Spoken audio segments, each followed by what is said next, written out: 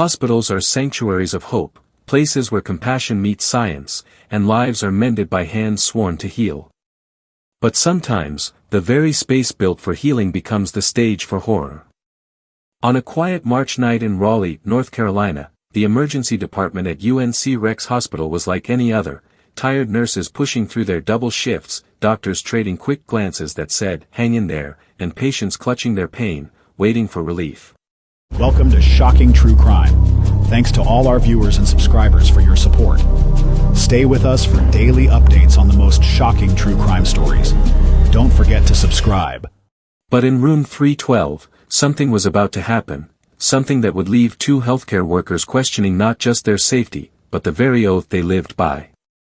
The footage is grainy, blurred by time and chaos. A patient's room, dim, cluttered with 4 poles, wires, and half-empty medication trays.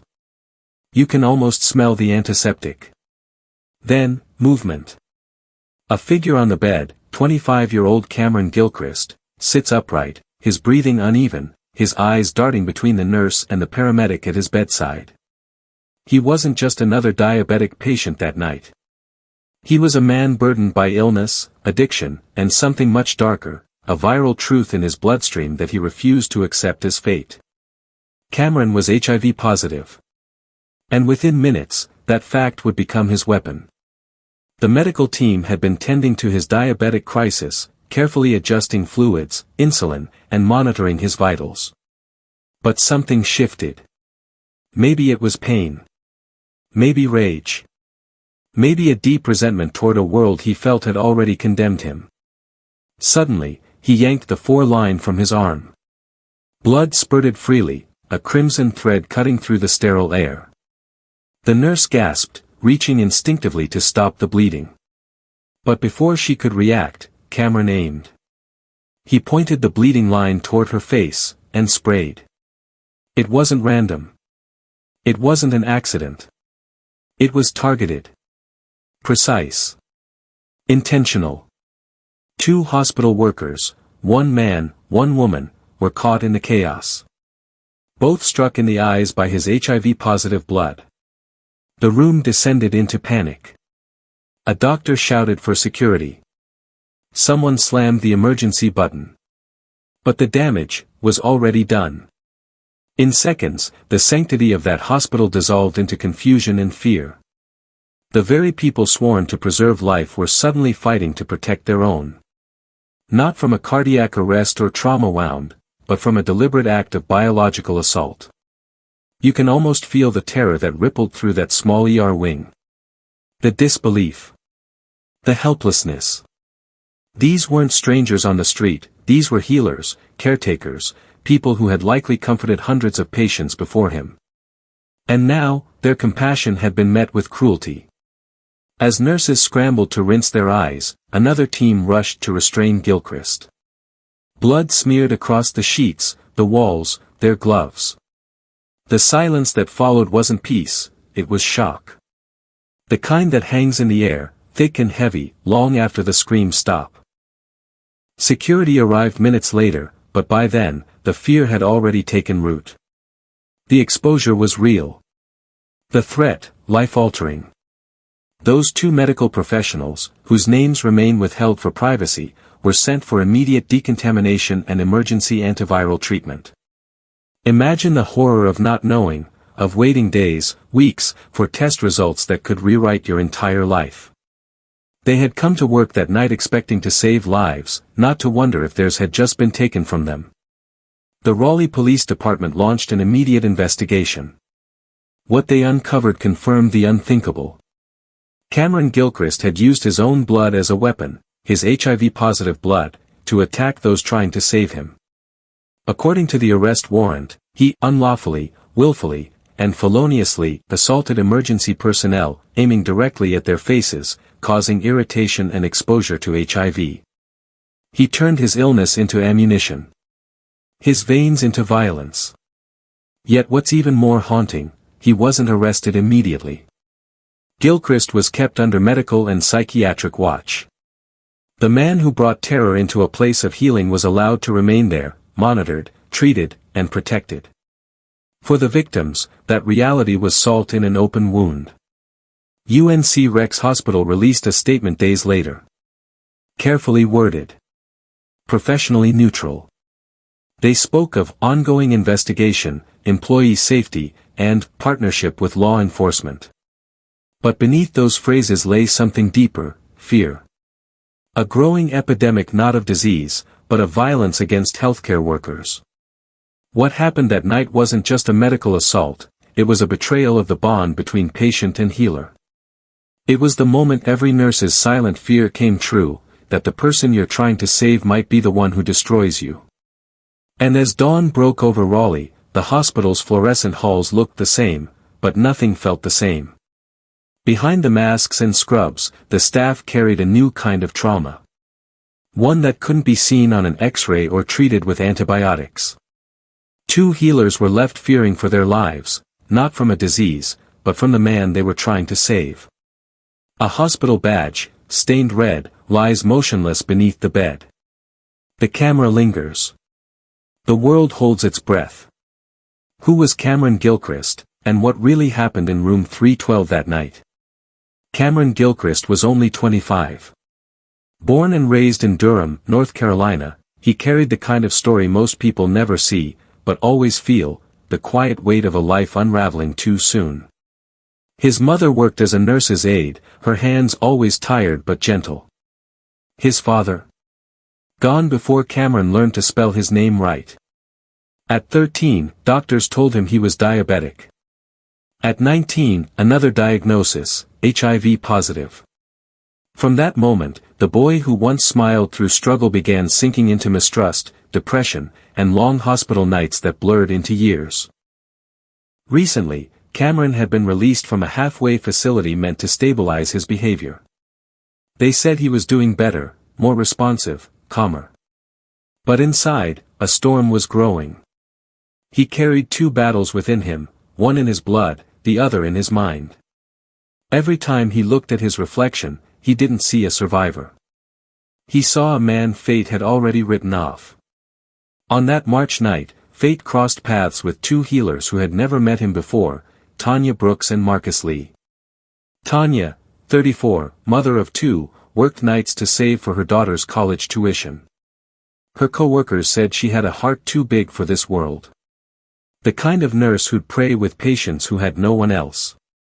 Marcus, 29, an ER technician with the calm of a seasoned soldier. Once an EMT, he'd seen the worst of humanity on highways and alleyways, yet he never lost his softness. He was the one who made people laugh between tragedies. They were professionals. Compassionate. Grounded. Always stepping in when others stepped back. To them, Kameron was another patient, a life worth saving. UNC Rex Hospital stood tall in Raleigh, one of North Carolina's most trusted names in medicine. A place where hope had a heartbeat, where every hallway echoed with the footsteps of the determined. Sterile, bright, always alive with movement. But that night, those same corridors would witness something no training could prepare them for. There's a strange kind of peace in hospitals before disaster. It's the quiet before the call, the pause before the cry. And inside room 312, under the cold fluorescent lights, a patient sat restless, 2 healers stood ready, and the line between care and chaos was about to disappear. March 14, 2023. Raleigh, North Carolina. It began as another ordinary night at UNC Rex Hospital, a place built on order, rhythm, and routine. But routine, as it turned out, would not survive this night. Kameron Gilchrist was admitted just after 9 p.m. His chart read, severe hypoglycemia. His blood sugar levels had dropped dangerously low. When the paramedics wheeled him in, he looked pale, drenched in sweat, and trembling. The kind of tremor that isn't just about sugar, it's about fear, anger, and something deeper you can't name. His eyes darted around the room as though he was searching for something that wasn't there. Nurses moved fast, almost mechanical in their precision. Syringes filled, 4 lines primed, glucose ready to push. To them, this was routine, a case they'd seen 100 times before. But to Kameron, every movement around him felt like a threat. His breathing came fast, uneven. When they tried to comfort him, he mumbled something under his breath. At first, they couldn't make it out. Then, clear as day, he said, "They're watching me. Don't let them stick me again." There was history in that voice. A man who'd seen too many needles, too many white walls. A man whose mind was now a maze of mistrust. Tanya Brooks walked into room 312 with her usual composure. She had been on shift since 7 p.m., already running on coffee and conviction. Her movements were calm, years of training wrapped in quiet confidence. She smiled softly as she checked the 4-line. "Hi, Kameron. My name's Tanya. We're just going to get you stable, all right?" He didn't answer. Just stared, vacant but sharp. His hands clenched the blanket like it was the only thing keeping him from falling apart. Tanya noted his anxiety in her chart, glanced at the monitor, and tried to ease the air with small talk. "You're in good hands, okay? We'll take care of you." Moments later, Marcus Lee entered the room. He'd been called in to assist. His presence carried the quiet strength of someone used to chaos. He greeted Tanya with a nod, adjusted the glucose flow, and leaned over the patient. "Your blood sugar's low, man. We're just helping you feel better. Nothing to worry about." Kameron blinked hard, his jaw tightening. His voice was quiet but cutting, "Don't lie to me." Marcus looked up, confused. Tanya gave a gentle smile, trying to diffuse whatever was brewing. Outside, the hallway hummed with the rhythm of a normal night, nurses trading stories, someone laughing near the vending machine, the steady pulse of medical machinery echoing like background music to human fragility. But inside room 312, the air had changed. It was the kind of silence that doesn't feel empty. It feels loaded. Kameron began to shift on the bed, restless. His breathing grew heavy, his eyes darted to the 4 in his arm. Tanya noticed and placed a hand on his wrist. "Hey, it's okay. Don't move too much. We need that line in to help you." He flinched, yanking his arm slightly. Marcus stepped closer. "Kameron, take a breath, all right? You're safe here." For a brief moment, it seemed to work. The monitors steadied. Tanya reached to adjust the 4 again. Then Kameron spoke quietly, almost to himself. "I'm not safe anywhere." Tanya and Marcus exchanged a quick glance. She made a note to alert the charge nurse about his mental state. But before she could finish writing, Kameron's hand jerked. He stared at the 4-line, eyes wide and glassy, as if realizing something dark. He looked at the needle in his arm, and for a split second, something inside him snapped. He tore it out. Blood spurted from his arm in a violent arc, splattering across the sheets.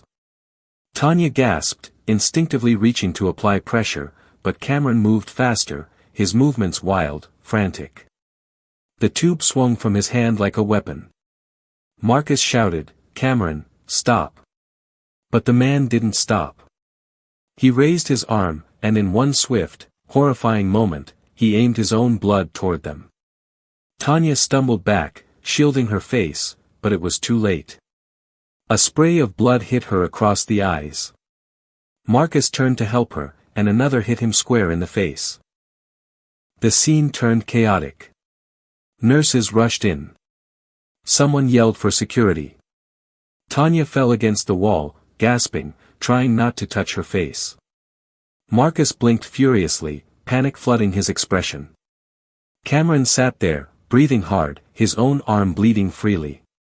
His face was cold, almost detached. In that moment, time froze. The man they were trying to save had turned his blood into a weapon. And for the two who came to help him, life would never feel the same again. Tanya was escorted out, her eyes burning. Marcus followed, trembling. Emergency decontamination began within minutes.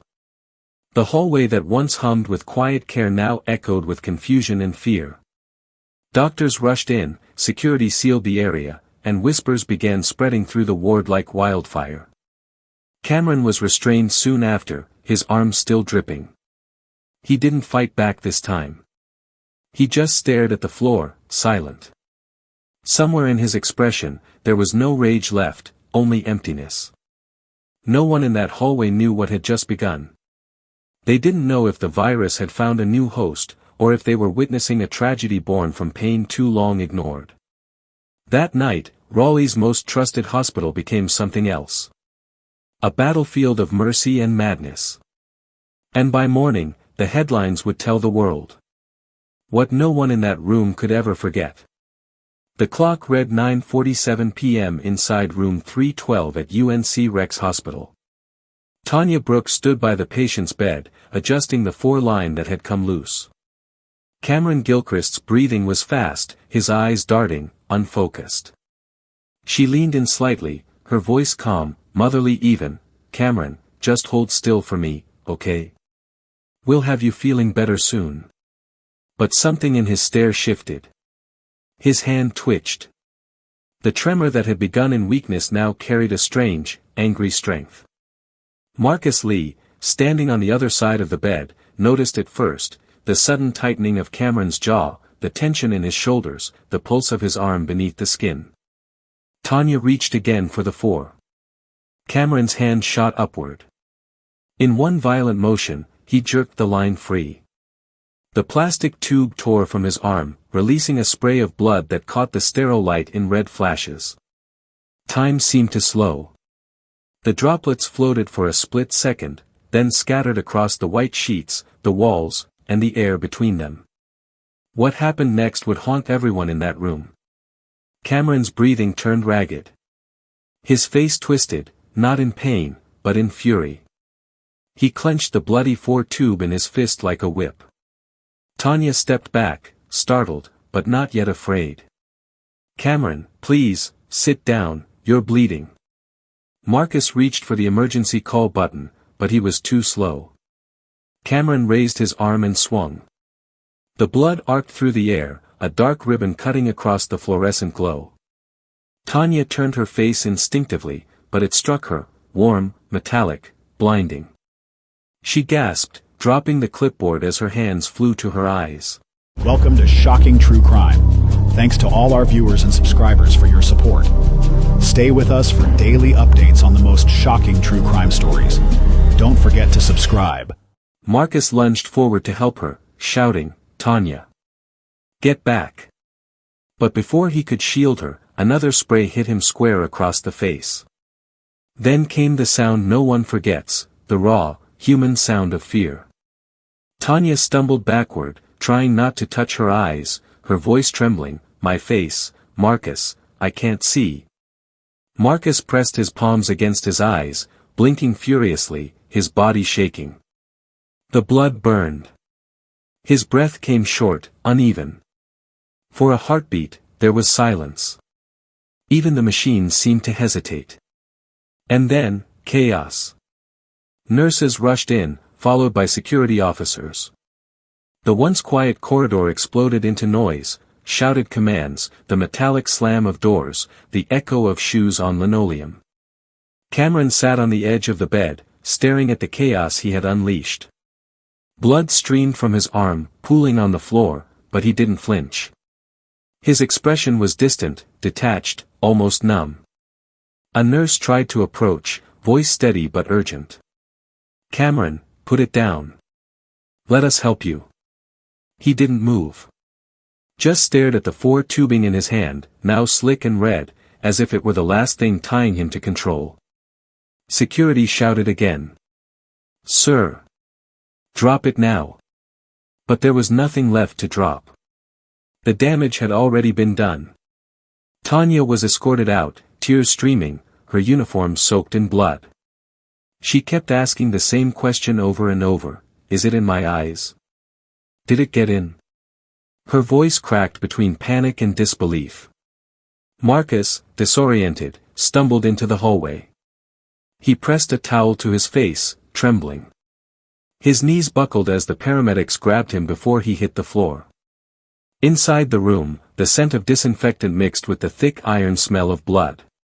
The floor glistened under the light. A hospital built to save lives now looked like the aftermath of a crime scene. A staff member whispered, he knew what he was doing. He aimed right for them. Security restrained Kameron without a fight.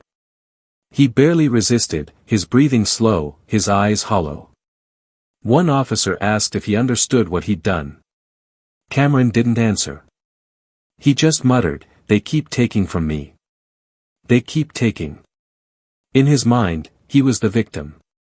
But to everyone else in that building, he had become something else, a man who turned his own body into a weapon. In the emergency decontamination room, Tanya and Marcus sat under harsh lights. Nurses in protective gear worked around them in silence. Their clothes were cut away, their eyes flushed with sterile solution. Tanya's hands trembled as she gripped the chair, trying not to cry. Marcus stared blankly at the floor, whispering to himself. No one spoke the word, but it hung heavy in the air, HIV. Every second felt longer than a lifetime. Doctors assured them the risk was low, but not impossible. For the two healers who had dedicated their lives to saving others, that single night had rewritten their story. Now, every breath, every heartbeat came with a question: did it reach my bloodstream? There's a kind of silence that falls after an act like that. It isn't relief. It's the weight of something too awful to name. The hospital floor was shut down. Security sealed off the corridor. Word spread quickly, through the ER, the waiting rooms, the break areas. Some staff prayed quietly. Others wept. For those who worked alongside Tanya and Marcus, it was personal. They weren't just co-workers, they were family. That night, administrators contacted law enforcement. The official charge read, felony assault on emergency medical personnel. But to those who were there, it was more than a legal term. It was betrayal, something sacred had been broken. By midnight, officers had Kameron in custody. He was taken to a secure psychiatric ward for evaluation before transfer. The report would later note that he showed no visible remorse. But behind the paperwork, behind the sterile words of the law, lay two wounded lives waiting for test results that would decide everything. Hospitals are places where strangers become saviors, where compassion outweighs fear. But that night, compassion met its match. And as dawn broke over Raleigh, the people inside UNC Rex weren't just tired, they were changed. Emergency cleanup begins immediately. The air smells of bleach and fear. Blood stains the walls, the floor, even the nurse station phones. Plastic gloves are thrown into red bags. Towels soaked in crimson pile up faster than they can be replaced. The scene looks less like a hospital and more like a battlefield after an invisible war. The camera pans over the hallway, silent chaos. Security stands guard, keeping staff and patients away from room 317. Behind the glass, two lives tremble on the edge of a nightmare. Tanya Brooks and Marcus Lee are rushed to isolation, their scrubs clinging to them, streaked with another man's blood. Their hands shake uncontrollably as a nurse sprays antiseptic over their skin. Eyes dart everywhere, to the floor, to each other, to the memory of what just happened. For two people who dedicated their lives to saving others, tonight, they became patients, unwilling, terrified, and uncertain. Cut to the decontamination room. The cold light flickers. Tanya grips the edge of a steel table, tears mixing with the sterile rinse pouring down her face. She tries to stay calm, repeating silently that it will be fine, that protocols exist for moments like this. But deep down, she knows, there are no real protocols for fear. Not the kind that seeps under your skin and whispers, "What if?" Marcus sits nearby, pale and trembling. His voice cracks as he whispers to the attending physician. "Tell my mom I'm okay." Those 5 words carried the weight of everything unsaid, the fear of infection, the guilt of surviving, and the memory of a man who turned his pain into a weapon.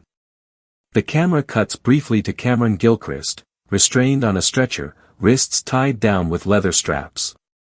His eyes are glassy, unfocused. He mumbles words no one can make out. Orderlies stand nearby, their faces blank, uncertain if they should feel anger or pity.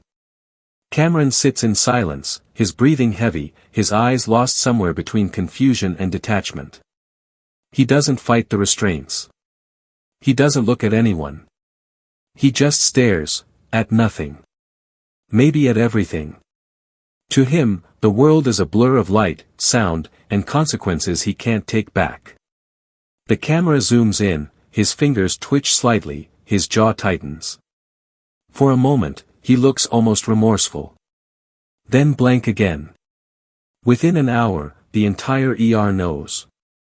Phones buzz in corners. Conversations stop when supervisors walk by. Fear spreads faster than the facts. Words like HIV exposure and contamination echo through sterile halls. No one says it out loud, but everyone is thinking the same thing: what if it were me? Footage of the hospital's conference room, administrators huddled, speaking in low tones. The hospital PR team drafts a statement. HR calls it an unfortunate patient behavioral incident. But for those who lived it, it was something else entirely. For Tanya and Marcus, hours stretch into eternity. Blood samples are drawn. Tests are sent to the lab. Doctors assure them that early intervention medications reduce the risk significantly, but science can't calm the storm inside the human heart. Waiting for results becomes its own kind of torture. Tanya lies on a gurney, eyes open, staring at the ceiling. She clutches her cross necklace, a habit she developed during night shifts when exhaustion made faith feel like survival. She thinks about her daughter, the tuition she's been saving for, the morning she promised she'd be there. Every beep of the heart monitor feels like time mocking her. For the first time in her career, she doesn't want to be in a hospital. She wants to go home. Cut to Marcus, sitting upright now, his face buried in his palms. Marcus replays the moment over and over, the flash of red, the scream, the metallic smell. He'd seen car wrecks, gunshot wounds, and trauma victims, but this was different. This was personal. He wasn't saving a patient. He was surviving one. The scene shifts, janitors scrub the floor outside room 317. A biohazard sign covers the door. Security stands post. Inside, Kameron remains motionless, eyes open, staring at the ceiling tiles. Some staff avoid even looking into the room. Others whisper that Kameron should have never been discharged from the halfway facility. That someone, somewhere, ignored the warning signs. But the truth is, no one saw it coming, not like this. Hospitals are built for physical healing, not for the kind of wounds that start in the mind. Soft piano fades in, low and mournful. The light in the hallway begins to dim as dawn approaches. As the night bleeds into morning, Raleigh wakes up to another ordinary Tuesday. But for those inside UNC Rex, nothing feels ordinary anymore. Tanya and Marcus are moved to observation, where they'll remain for 48 hours under protocol. Kameron is transferred to the psychiatric unit under guard. 3 lives, once bound by duty and care, now tangled in tragedy.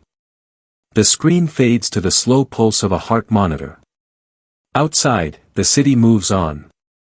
Inside, 2 healers wait, not for a cure, but for peace of mind. The blood has been cleaned, the floors are spotless again, but fear doesn't wash off so easily. Cut to Tanya's face, silent, tired, staring out the window as sunlight breaks through the blinds. Behind every mask, every gown, every late-night emergency, there's a heart that beats, a life that risks everything for someone else's. But on this night, mercy met madness. And it left its mark. When the call came in, officers thought it was a routine disturbance, a patient acting out. But as Detective Avery Coleman stepped into the ER corridor, the smell of disinfectant mixed with blood told a different story.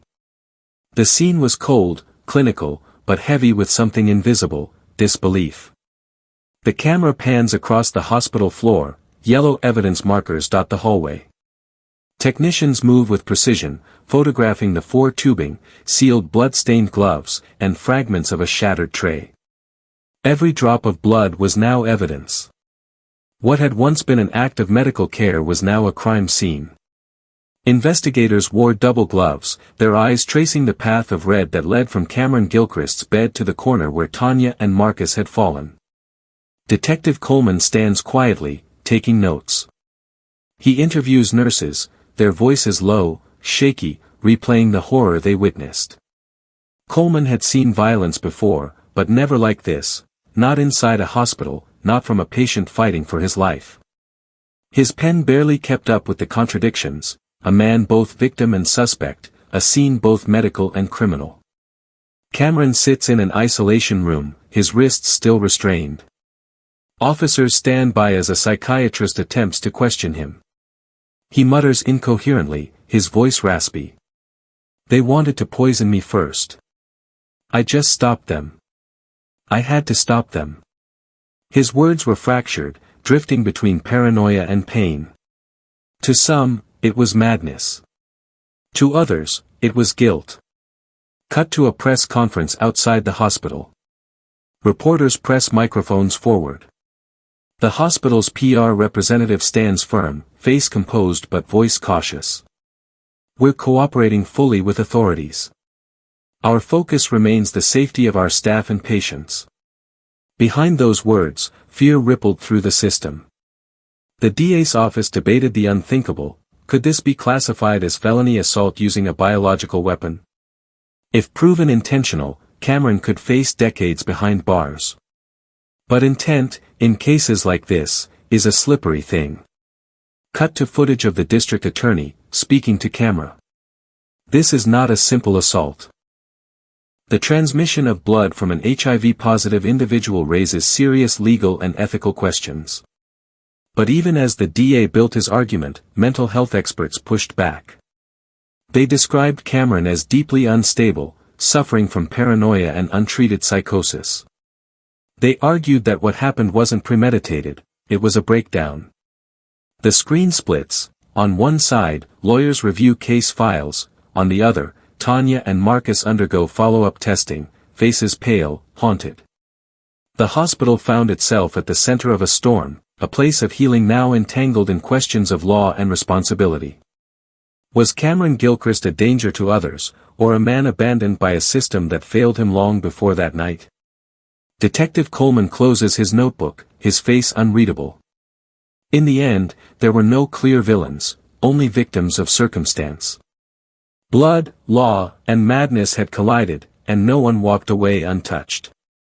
When the story broke, it spread faster than anyone expected. A hospital, a place built on compassion, had turned into the setting for a nightmare. What happened inside that room at UNC Rex was no longer just Kameron Gilchrist's story. It had become a mirror, reflecting something larger, something deeply broken in the system meant to protect those who heal. Cut to interviews with local residents standing outside the hospital, their faces reflecting disbelief. "My sister's a nurse here, and every night she goes in, we pray she comes back safe. It shouldn't be like that." In Raleigh, fear settled quietly between the walls of homes, emergency rooms, and clinics. The conversation turned from sympathy to survival. Nurses spoke about being threatened by patients. Doctors described verbal abuse that turned physical. Across America, healthcare workers were starting to ask the same question: how much compassion can a person give before it costs them their safety? The camera pans to Tanya Brooks, sitting by a dimly lit window. She stares outside, holding a cup of tea that's long gone cold. Tanya returned home, but rest never came easy. The sound of monitors haunted her dreams. Every shadow in the hallway reminded her of that night. Her children asked if she was okay, she smiled, but her hands still shook when she answered. Cut to Marcus, seen walking past the hospital from a distance, head down, avoiding eye contact with the building. Marcus couldn't bring himself to return to work. He'd spent years saving lives, but now the very sight of a hospital made his chest tighten. He told friends he needed time, maybe a new career, maybe a new city. Healing others had once given him purpose. Now, it only reminded him of fear. Montage of hospital staff gathered in a training room. Instructors demonstrate panic buttons, lockdown procedures, and self-defense moves. UNC Rex responded swiftly. New safety protocols were rolled out across every department, metal detectors at entrances, silent alarms installed in rooms, and mandatory training for all staff. But beneath the policies, a question lingered: could safety measures ever restore trust? Anonymous nurses appear on screen, their faces blurred, voices distorted for privacy. We love our patients. But now, when someone yells or pulls away, we flinch first. That's not who we used to be. It's not just fear of infection anymore, it's fear of people. And that's the hardest part. In the wake of the attack, the community's empathy collided with outrage. They wanted accountability, yes, but they also wanted answers. How did a man so unstable reach that breaking point unnoticed? And how many others were slipping through the same cracks? The screen fades to footage of a candlelight vigil held outside the hospital, nurses, doctors, and families standing in silence, candles flickering in the cool evening air. Trust was wounded that night, trust in patients, in hospitals, in the fragile bond between care and danger. For Raleigh, this wasn't just a tragedy. It was a wake-up call that healing itself had become hazardous. September 2023. 6 months after the night that changed everything, Kameron Gilchrist was led into Wake County Superior Court, shackled at the wrists, head lowered, his face expressionless. For the first time, the man whose blood had turned a hospital into a crime scene stood before the law. Cut to wide shot, the courtroom, sterile wood panels, cameras flashing. Tanya sits in the second row, hands clasped tight, her face pale but resolute. Marcus is absent, still recovering emotionally, his lawyer representing him instead. The charges were severe: 2 counts of felony assault on emergency personnel using a biological agent. The prosecutor's voice echoed across the courtroom, Welcome cold to and Shocking True unwavering. Crime. Thanks Each to all word our landed viewers and heavy, subscribers like for the your sound support. of a gavel before the Stay verdict. with us for daily updates The defendant on the most knowingly shocking used his true crime HIV-positive stories. blood as a Don't weapon. forget to subscribe. He acted with intent, endangering 2 innocent healthcare workers performing their duty to save his life. The camera lingers on Tanya's eyes, red-rimmed but steady. Across the room, Kameron sits unmoved, his lawyer whispering into his ear. His defense told a different story: a man broken by years of illness, isolation, and neglect. They claimed he wasn't fully aware of his actions that night, that fear and psychosis had blurred the line between defense and destruction. My client did not intend harm. He was in a mental health crisis, confused, and frightened. This was not malice, it was a moment of madness. The jury listens, their faces still, some glancing toward Tanya. The room feels suspended between compassion and outrage. The courtroom became more than a stage for judgment. It became a reflection of something deeper: how society decides who deserves punishment and who deserves understanding.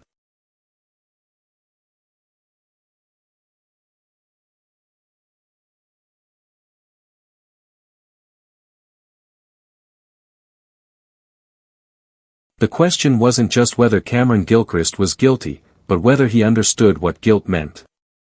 Cut to footage of the psychiatrist who had treated him before the attack. He had been showing signs of paranoia, delusions of being watched, and strong distrust toward medical staff. He believed people were trying to harm him. It's not an excuse, but it is part of the truth. The prosecutor pushed back, arguing that delusion or not, the attack had consequences that could last a lifetime. Tanya still took medication for post-exposure treatment. Marcus still battled anxiety in crowded places. Pain, unlike intent, leaves no room for interpretation. Camera pans across the spectators, nurses, hospital staff, families, all watching in silence. Tanya attended every hearing, never once looking directly at him. She said she wanted closure, not revenge, but closure can be cruel when it depends on the words of a judge. When the hearing ended, no verdict was given. The judge ordered a continued psychiatric evaluation, citing uncertainty over Gilchrist's mental state at the time of the offense. Justice, for now, was suspended, somewhere between compassion and consequence. In that quiet moment, the courtroom wasn't divided by guilt or innocence, but by the fragile distance between mercy and fear. Months passed. The chaos faded from headlines, replaced by newer tragedies. But inside UNC Rex Hospital, the memories didn't vanish, they lingered quietly, like a scar beneath the surface. Camera pans through a hospital corridor, nurses moving with purpose, laughter faintly echoing from a break room. Life, though changed, goes on. Tanya Brooks returned first. Not to the emergency unit where it all happened, but to a smaller ward, less noise, fewer night shifts. Her hands were steady again, her smile softer. Yet every time she put on her gloves, a faint chill reminded her how fragile safety can be. Tanya is shown adjusting a patient's foreline, her expression professional but distant. The camera lingers as she takes a quiet breath before touching the tubing. Her tests had come back negative. No trace of infection. The moment the doctor said the words, her knees gave out, and for the first time in months, she cried without fear. Relief washed through her, sharp, overwhelming, and yet incomplete. Because healing from fear isn't medical. It's emotional. Cut to Marcus, standing by an ambulance bay, now working in logistics, away from patient care but still within the hospital grounds. Marcus returned too, though to a different role. He no longer worked in direct contact with patients. Some called it a step down, but for him, it was survival. Every siren that passed still made his pulse race. Yet in quiet moments, he reminded himself, he was still helping people, just differently. The scene transitions to a news update, a brief mention of Kameron Gilchrist. Kameron Gilchrist remained under psychiatric care, declared unfit for trial.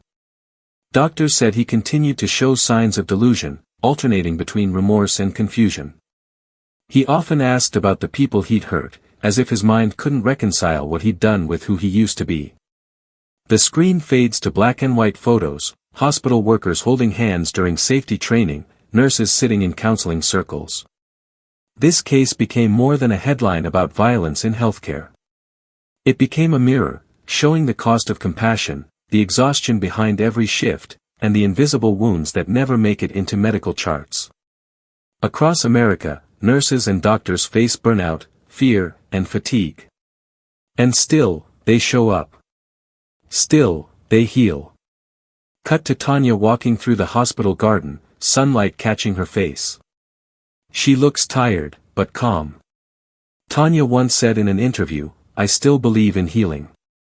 Even when it hurts." It was a simple statement, but it captured the truth that outlived the tragedy, that empathy, even scarred, refuses to die. Soft piano music rises. The hospital lights dim as the final line fades in over archival footage of nurses and doctors working through the night. No one forgets what it feels like to face danger in a place built for hope. But it's that same hope, fragile, human, relentless, that keeps the people who heal from giving up. Night returns to the same halls where it all began. Different patients. Different faces. But the same heartbeat of duty, compassion, and quiet endurance. The same invisible tension that comes with caring for strangers, not knowing which moment will test your faith in the very thing you serve. Camera pans past patient rooms, soft whispers, a cough, a faint laugh from a nurse's station. The ordinary beauty of life continuing after chaos. For Tanya, each day now begins with prayer. Not for strength alone, but for peace. She knows the danger will always exist, the unpredictable mix of pain, pressure, and human emotion that can turn healing spaces into battlefields. Yet she walks these corridors again, not because she forgot, but because she refuses to surrender to fear. Tanya is seen placing a blanket over an elderly patient, her movements gentle, deliberate. The camera lingers on her eyes, tired, wiser, but still kind. Marcus works behind the scenes now, ensuring supplies reach every ward. He says it feels strange to be away from patients, but necessary. You can't pour from an empty cup, he told a reporter once. He meant it. Healing others, he learned, begins with protecting yourself, something few in his profession are ever taught. The screen shifts to a dimly lit hospital boardroom. A small group of staff sit in a training session on workplace safety. Posters read, "De-escalation saves lives," and "Mental health matters." Since the incident, hospitals across the region have begun reviewing security protocols. Panic buttons were installed, staff given new training, and mental health counseling became more accessible. Yet, beneath the policy updates and press statements, the deeper question remains, one no form or funding can easily solve. Camera fades to the empty ER entrance at dawn. The automatic doors slide open, then close again, as if breathing. In a world where the selfless face harm for caring, how do we protect the people who protect us? How do we guard the ones who step into pain, every day, with nothing but compassion as their shield? Footage rolls of real nurses laughing together in break rooms, crying in stairwells, holding hands after long shifts. Then, silent shots of candles lit outside the hospital in remembrance of victims of workplace violence. The answer may not lie in laws or walls, nor in metal detectors or locked doors. It may lie somewhere deeper, in how we see those who serve, in how we listen when they say they are tired, and in how we value the hearts that keep beating even after they've been broken. Music fades to a single piano note. The lights in the hospital corridor dim, leaving one lamp glowing at the nurse's station. Because behind every act of mercy, and every act of madness, there is still a human heart, fragile, fierce, and deserving of protection. Welcome to Shocking True Crime. Thanks to all our viewers and subscribers for your support. Stay with us for daily updates on the most shocking true crime stories. Don't forget to subscribe.